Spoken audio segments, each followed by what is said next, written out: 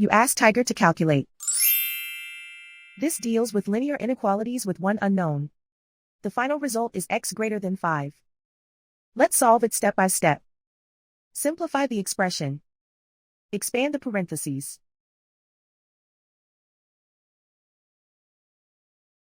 Simplify the arithmetic.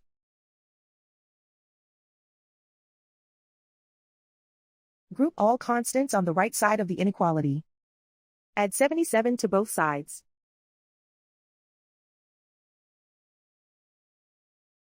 Simplify the arithmetic.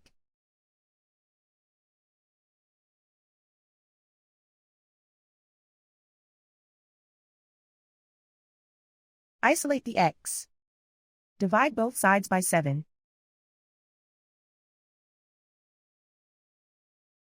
Simplify the fraction.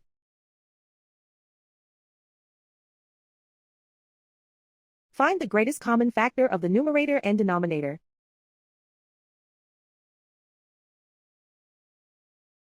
Factor out and cancel the greatest common factor.